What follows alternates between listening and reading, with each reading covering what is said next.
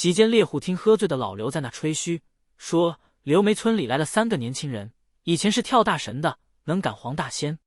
猎户心头一动，心想他们跟鬼神打交道，能通灵斩魔，有大本事，说不定能招来鬼魂，帮自己找到老婆遗骸。抱着死马当活马医的心态，猎户就找上门来了。因为蓝忘机他们是外来户，不好直接打扰，猎户就找了老刘做中间人。老刘的醉话纯属扯皮，事实上他和蓝忘机他们基本没说过话，眼下近距离见着蓝忘机本人，只觉得这人怪沉默的，是个冰冷性子，拿不准他会不会帮忙，心里一边盘算着大不了等回去筹点钱再来求一次，另一边嘴上添油加醋地说，他女人生前温柔善良，实在是死得可惜。从别人口中听到自己的亡妻，猎户一时感慨万千，眼里瞬间就噙满了泪。他用力地捶了捶自己的胸口，声音既悲凉又恳切，小兄弟，你是不知道啊，他没了后，我这心跟空了一样，整夜的睡不着。我总想着他在哪儿死的，什么时候死的，死的时候是不是特别害怕，一想到这些，我这心里就难受。要不是找不到，我是真没办法了。小兄弟，你要有办法就帮帮大哥吧。一个男人极少会愿意在其他男人面前展现自己的无助和狼狈，当他这样做的时候，一定是他坚定不移的某样信念被击溃了。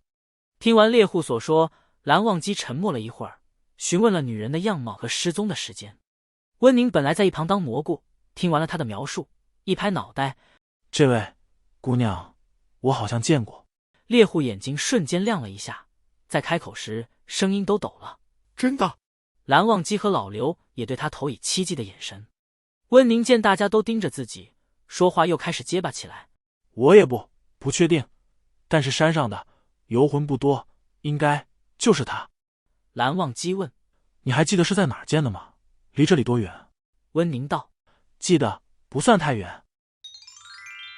魏无羡再回院子的时候，蓝曦臣正在找他。魏无羡拿不准他的态度，以为他要问关于蓝忘机的事。说实话，他也不知道如何解释，模糊混乱的事情太多了。比如刚刚那个吻，比如为什么屋子里有张婚床，比如他和蓝忘机现在究竟是什么关系。蓝曦臣不急不慢道，魏公子应该听说过分官的事了吧？魏无羡顿了顿，听过一些。魏无羡怎么也没想到他要聊的是这件事，这感觉就好像你已经做好了被对方揪着领子痛骂一顿，为何拐跑别人家宝贝的准备，对方却只是笑着打了个招呼，说今天天气真好。魏无羡莫名其妙地松了口气，听说异响不止，方圆10里鸡犬不宁。他回忆着江城所说的那些。蓝曦臣继续道，实际情况比这个还要糟，恶灵暴动，怨气集聚，不但清河百姓有性命之忧，不得安宁，还引来了一些好事者。如今各家都在竭尽全力遏制，但分官绝非易事，稍有差错便会弄巧成拙。魏无羡道，既然分官难行，为何不找个地方将其彻底镇压呢？蓝曦臣叹口气道，这一点我们也想到了，所以才将封管大典定在清河祭刀堂。本以为聂家先祖的刀灵能够制住2人的怨气，谁知刀本就是杀戮之物，赤峰尊身上又流着聂家血，那些刀灵为其感召，自然是怨气更甚。魏无羡沉默片刻，脑子里灵光一闪，玄武洞。藏经上说，地有4势，气从8方，故杀以左为青龙，右为白虎，前为朱雀，后为玄武。玄武垂头，朱雀降武，青龙蜿蜒，白虎顺服，形势凡此，法当破死。他眼底微微掀起波澜，似乎在回忆往事。当年我和蓝湛被困玄武洞中，斩杀屠戮玄武时，偶然寻得一把陈剑，上面附着了几千几万恶灵的怨气。我将它制成阴虎符，以号令驱策走失，就是看中他屠戮杀恶之气极盛，万鬼不敢轻易违抗他的命令。屠戮玄武死后，他的恶魂一直封存在木西山玄武洞中，如果将赤峰尊和敛方尊葬在那里，兴许能压得过。而且木西山玄武洞位于岐山龙脉上，运气生灵，寻常怨灵能为之度化，反其道行之，以怨制怨。蓝曦臣的眉头渐渐舒展，露出笑容。此前我听人说江宗主曾路过此地，还猜想他是否会请你出山，显然你什么都没告诉他。我很好奇，魏公子为什么选择帮我，或者说帮蓝家？魏无羡沉默了一会儿，才道：当年我制成阴虎符，本意自保，无意种下了因，后来尝到恶果，现在不过是尽我所能消除后患，无所谓帮江家蓝家。他抬起头，神情无比认真。我相信蓝湛，而蓝湛相信你，这就是我的全部理由。话尽于此，蓝曦臣便不再说什么了，抬手叫来一个信任的下属，告诉他关于清谈会下面的安排。话中尽是一些蓝家私密事务，两人简单交谈了几句，下属点点头，快步走了出去。魏无羡调侃道：“蓝宗主还挺信任我。”蓝曦臣笑了笑，语气也变得随意了许多。我想忘机也不会瞒你的。魏无羡心道：“那你就想错了，你弟弟瞒我的事情可太多了。蓝湛从没跟我说过这些，我们之前吵了一架，他说他要回云深不知处，打算最近就离开。”蓝曦臣的眉头果然皱起，可很快又放松下来。忘机他惹你生气了，虽然不知道发生了什么，但是你放心，忘机他不会离开你的。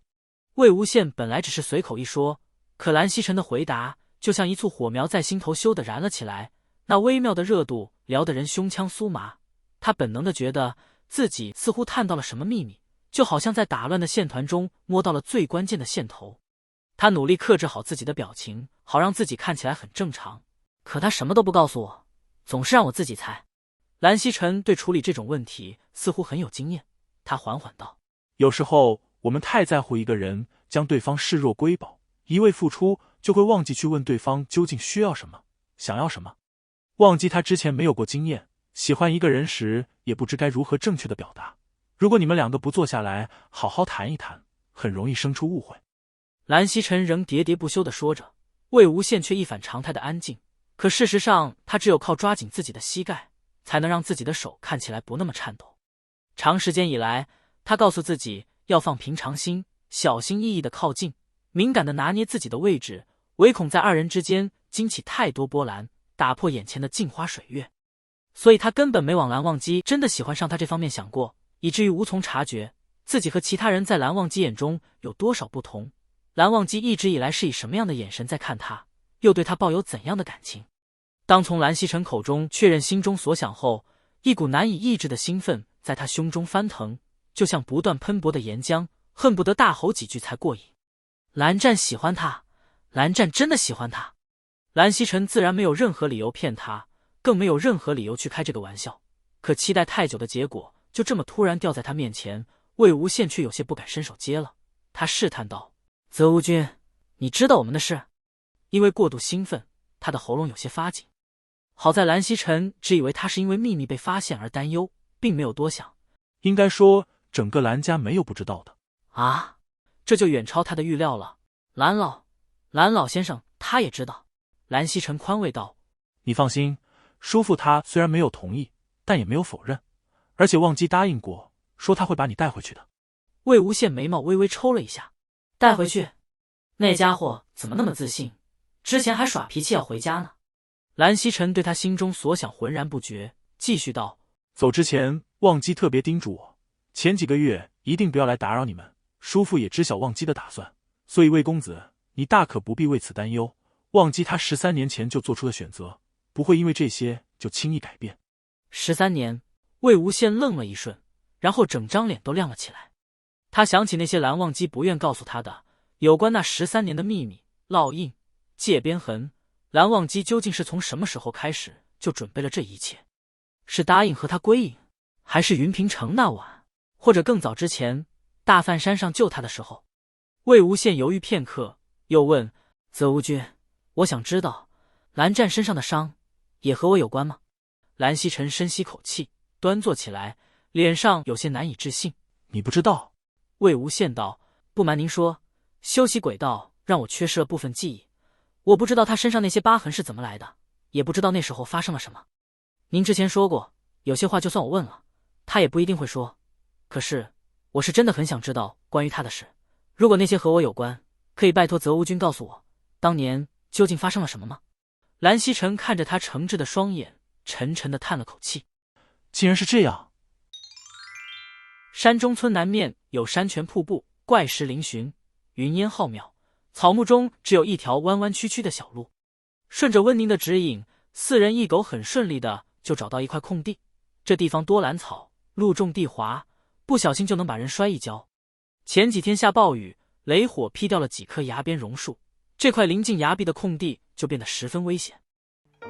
如果你喜欢我分享的小说，请点击订阅频道，欢迎在视频下留言，你们的观看是我剪辑影片的动力，感谢您。